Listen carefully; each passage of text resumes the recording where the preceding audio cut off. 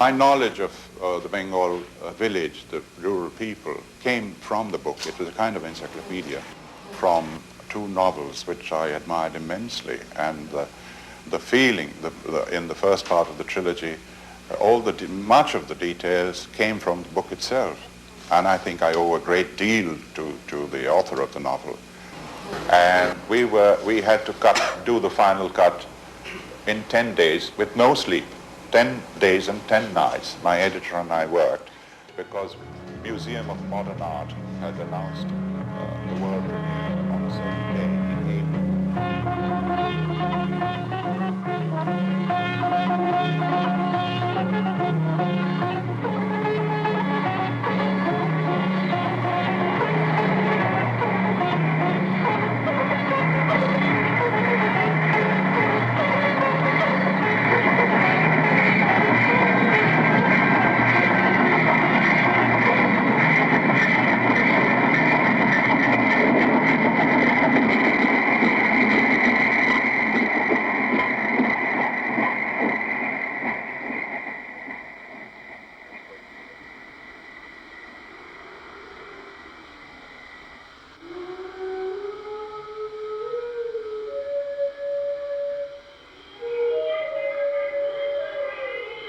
আশা করি যে তোমরা যারা আছো আজকে নিশ্চয়ই পথের পাঁচালী আগে দেখেছো, ক বছর আগে দেখেছো আমি জানি না, তবে সেটা তো প্রথম কথা একটা বলে দিই যে আমি তখন সহকারী ছিলাম।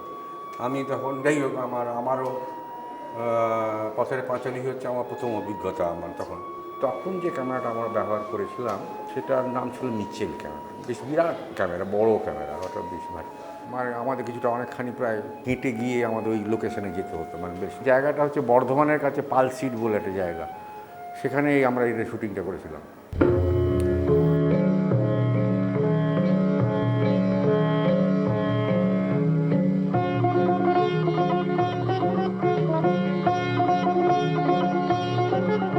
It was Satyajit Ray's directorial debut in 1955.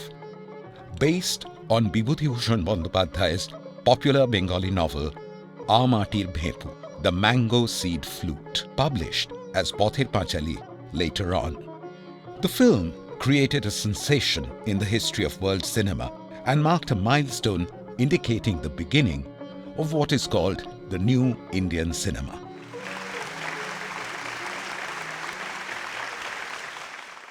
I went to see it and I was just totally bowled over by it. It was so wonderful.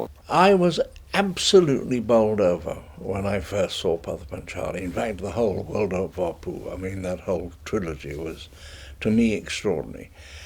I think for a number of reasons. I think principally because we had never really seen India on the screen.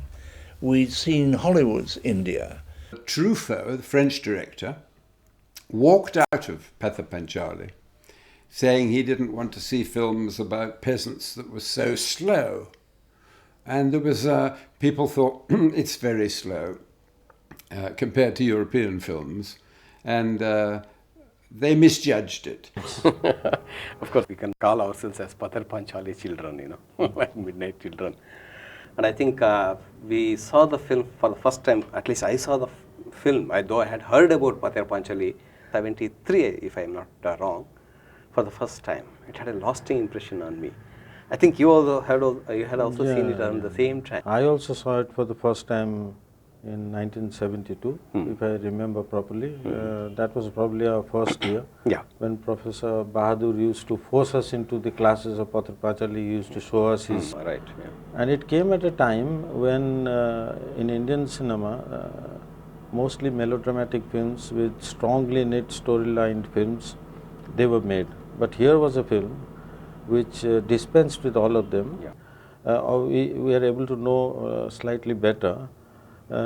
It is his sense of economy. You're right. And the way he used details to exteriorize the internality of a character. Right. I still remember, I had heard about Pather Panchali, but I hadn't seen the film. One day, in one of these popular magazines, film magazines, I saw a small still of Pather Panchali, Pishi giving Goa to Durga. I was so stunned because the kind of power it had. I had never seen in any other film stills. So I was looking for an opportunity to see the film.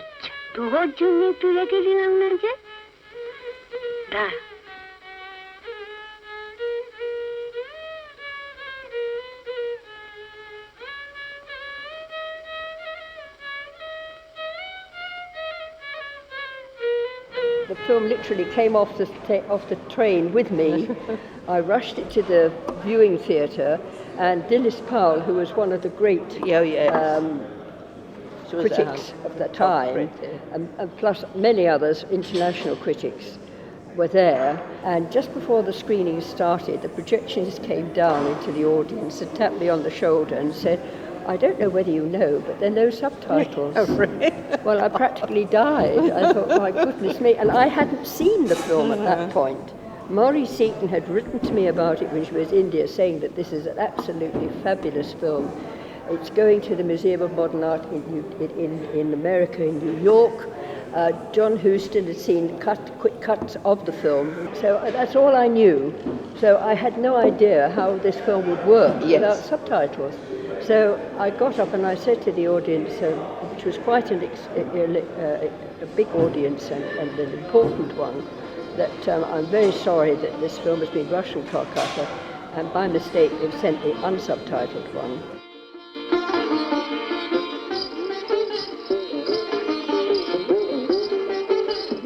However, we started the screening, and I personally was absolutely captivated by the film, and everybody.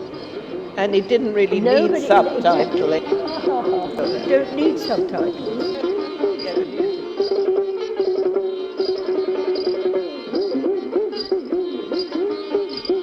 একটা কথা বলে দিই আগে, যে পথের পাঁচালী ছবিটা প্রথম ছবি যেটা পুরোপুরি আউটডোরে হয়েছিল, মানে কিছু দৃশ্য যেটা রাত্রির যে দৃশ্যগুলো সেগুলোই আমরা ইনডোরে করেছিলাম, বাকি যে দৃশ্য তোমরা দেখলে সব পুরোটাই আউটডোরে হয়েছিল।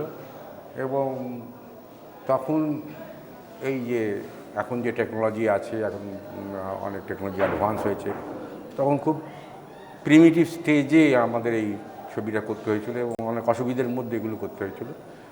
কিন্তু প্রথম ছবি পথের পাঁচালীতে যেগুলো আগে কেউ এক্সপেরিমেন্ট করেনি বা তোলেনি, যেরকম ডিফারেন্ট লাইট কন্ডিশনে এই ছবিটা উঠেছিল, যেমন মেঘলায় ছবিটা উঠেছিল, বৃষ্টিতে, রোদে তো আছেই। ধরো যে দৃশ্যটা তুমি দেখলে, এখানে কতগুলো জিনিস, যে বাঁশবন, এখন বাঁশবনের যে ব্যাপারটা আছে, যে বাঁশবনের আলো ছায়া আছে, ওখানে নানা রকম আছে, তো সেখানে কার ওপর এক্সপোজার দেওয়া হবে, সেটা কীভাবে করা হবে, এইভাবে আমরা করতাম।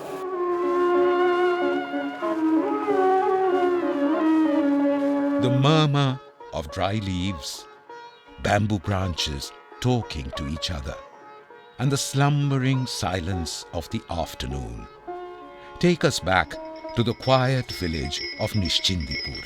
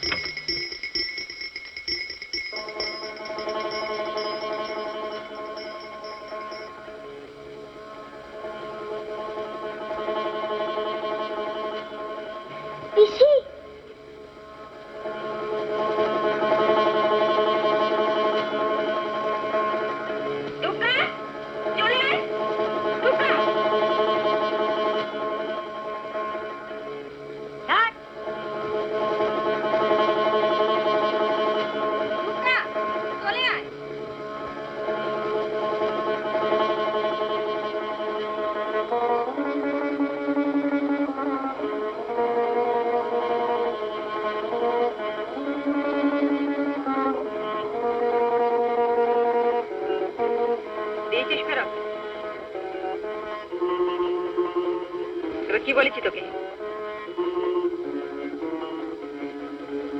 মেয়েটা যে সর্বনাশ করছে, সে খেয়াল আছে তোমার? কি হলো বলেছি তাহলে? With its often poetic black and white images and heartfelt method of storytelling, Pather Panchali speaks intimately after each member of the audience. This tale, as crafted by Ray, touches the souls and minds of viewers, transcending cultural and linguistic barriers.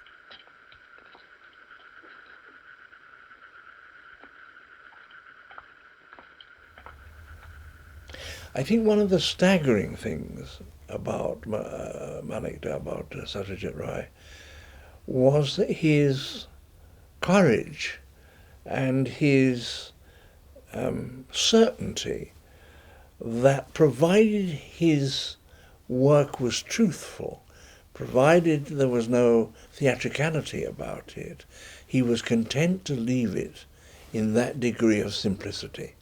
And that did not only apply, of course, to his actors, but to the use of the camera. He was not in any sense over theatrical in terms of the use of camera. He would put his camera down, and he would use the frame quite often, and the scene played in that frame. And if he wanted to change, he used it with editing. He did not do a tremendous amount of camera movement. And we'd been rather seduced by that time by the American style, which was in some degree being affected by television, so that the tempo was different, and that the joy and excitement of a film like, I don't know, Brief Encounter or something like that, which we liked very much, here was this great man doing precisely the same thing and saying, that is what I wish to say. I don't wish to endorse it. I don't wish to over-elaborate it. What I have there on the screen is what I want to say. And so it had a huge truth and conviction about it. Well, Ray always acknowledged his debt to American commercial movies. He loved them. He saw them all the time. He started seeing them when he was a boy, and they made an impression on him. He and along with Subroto Mitra and others were learning the craft while making the film. So he was not very satisfied with the first half, but he was quite happy with the second half.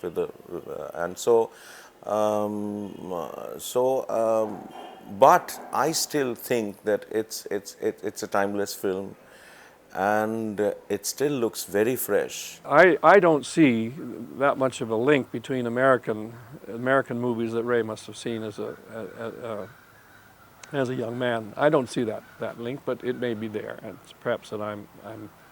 Ray was not a tremendously radical filmmaker. He was criticized by a lot of people in India for not being radical enough. He was not a political filmmaker in the sense like Mrinal Sen was, or even Ghatak. But he was a man who understood ordinary people amazingly well, considering he wasn't an ordinary person himself. I mean, he was a man of deep Indian sensibilities, but also a man who knew about the films from the West and was influenced by films from the West. When Panchali was first released on video, there was a special screening in our home, in our house, and my father was there along with Dulal Datta, the editor of the film, and they were constantly discussing that it could have been much better, this could have been much better, we should have edited it a little earlier, cut it a little earlier. So they were constantly discussing, but the second half, they were totally, they were seeing the film and not discussing. But the first half was in fact, we found it very disturbing because they were always, talking. Within an Indian a deeply Indian and Bengali context, and the context of the story, it was, it's a very Indian work of art, but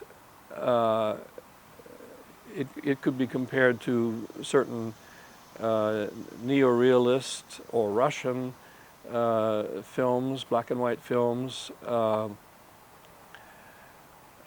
I think it was in that, you know, great European humanist tradition. It's not like anything American that I feel.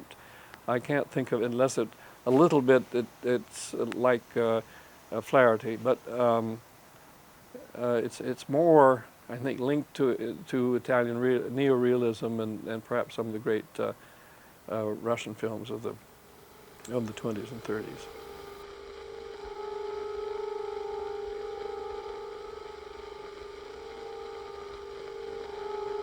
But there's a great difference between Pather Panchali and the other neorealist films, because Ray also clubs a kind of a humanism and the lyricism with the narration.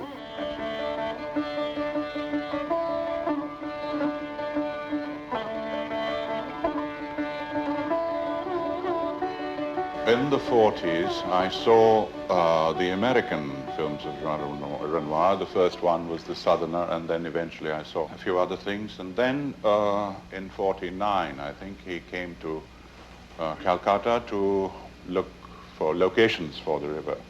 And I got to know him quite well. So that was very, very important for me. The talks that I had with him, even before I had seen his French films, that was very, very important. He said that the film doesn't have to show many things, but the few that you show have to be the right kind of details. I myself was interested in details, and he he kept insisting on details, on the value of details in films.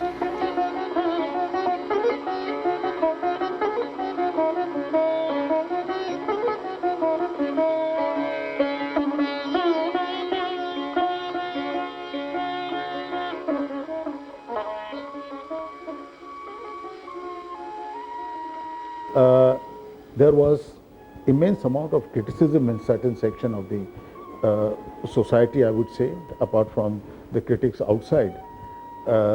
And it was said that Pather Panchali and films like it are projecting Indian poverty and thereby tarnishing the image of India. I found it very, very strange, as if poverty existed only in India and nowhere else in the world. And I found Pather Panchali, along with its other films that followed, now in retrospect, the Apu trilogy, is a very, very compassionate and very, very humanist view of what was happening in the society at that time. It's not patronizing in any way. It's one of those films, wherever you come from, has a relevance for today, because there's thousands of people all over the world living in poverty right now. And those people often have a dignity and a bravery and an extraordinary life force that we rich people in the West have lost. No character, in spite of their miserable conditions, lose hopes. That's why there's one sequence which one can call as montage of aspirations or dreams, wherein Harihar is dictating, giving dictation to Apu. He asks him to write the spelling of wealth, and then the mother is combing the hair of Durga, and she says she wants her to have a she is thinking of marrying her off. Then Durga is thinking about having a 3-plate. Ajji is planning to put thread into the needle, and then Apu is talking, dreaming about the train. So it's a montage of hope, montage of aspirations. The fact that he's talking about poverty-stricken people with all their hopes and fears and all their disappointments. And I think that's the real impression that I get from the film.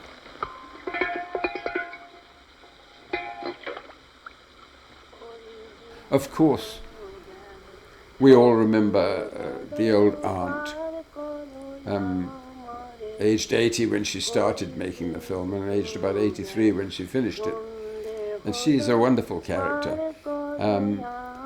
We also remember the mother and the father who are desperate for money, and the father being a poet trying to get his work published, trying to do something which will get him a little bit of money. And then there's, of course, the notable scene, which everybody remembers, of the train passing by.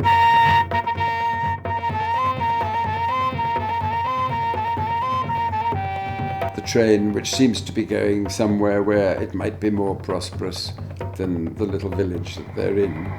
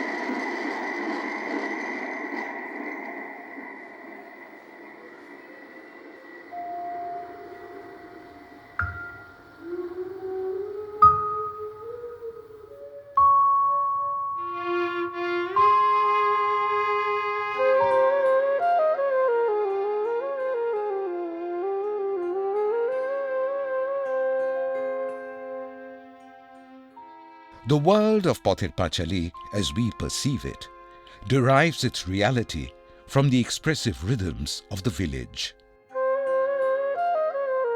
The most important passages of music in Pather Panchali were composed by Pandit Ravi Shankar in an all-night session.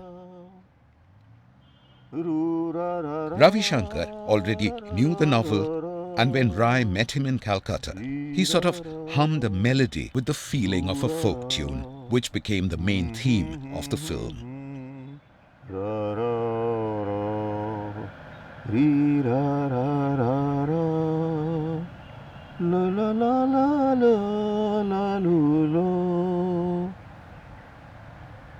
Actually, it sounds like a very simple tune, but I think in a way it caught the spirit, the very essence of rural India of the period in the film. And I think what is very important is that it succeeds and it works beautifully throughout the film.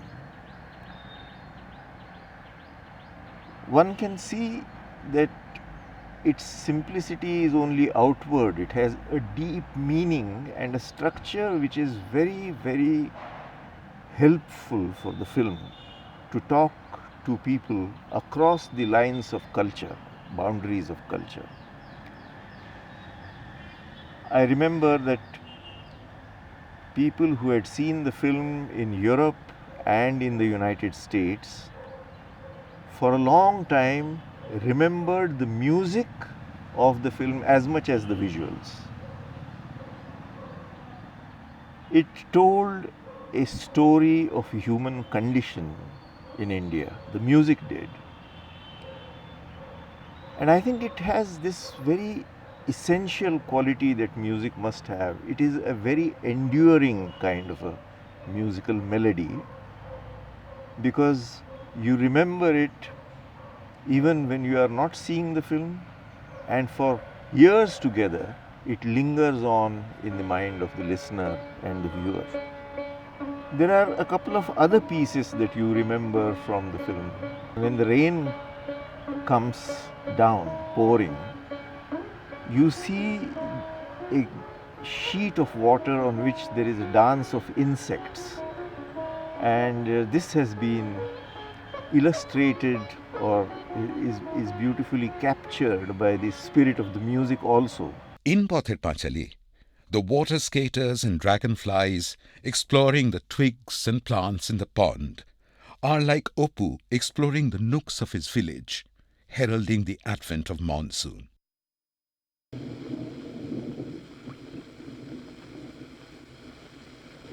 Dripping water is the elixir of life for the soil.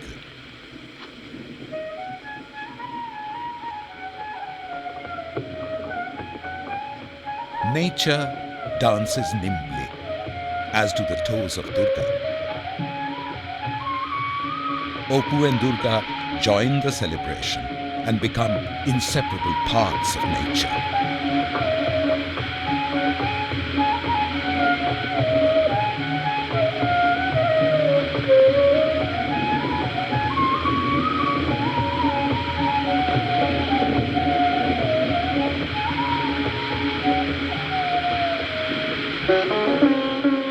One piece that stands out beautifully is the one which accompanies the scenes of Durga's death.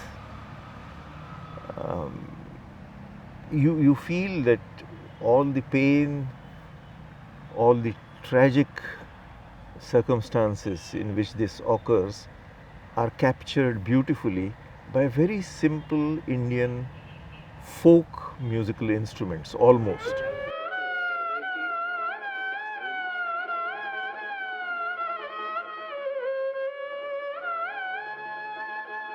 The obvious juxtaposition of creation and destruction leads Durga to death.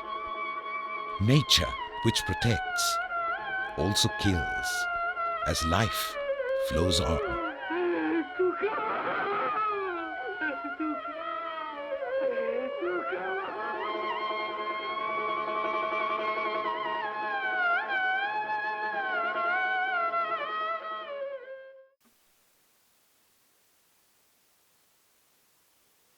जब इस film को हमने छोटे में देखा था और बाद में अभी देखा, तब ये मालूम पड़ा फिल्म तो ठीक ही है, फिल्म नाम है, मगर वो पेंटिंग से भी ऊपर है.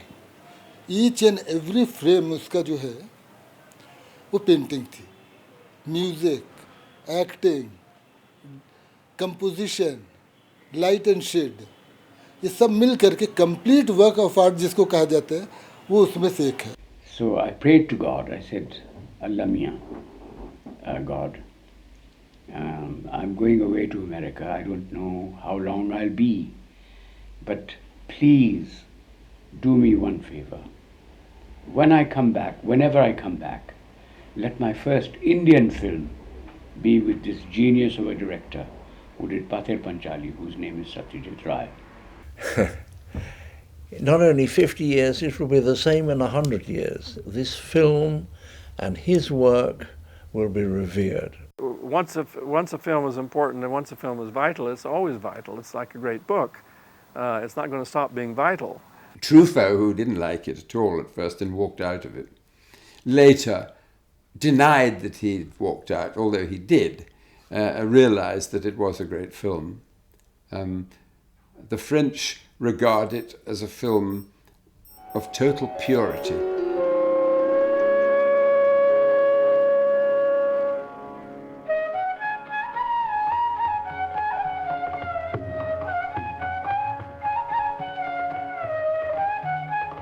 ये फिल्म देखने के बाद, स्पेशली पाथर पंचली एंड चारू लता देखने के बाद, हमको भी लगता है कि पेंटिंग कुछ ऐसा होना चाहिए जिस तरह से ये फिल्म बना है.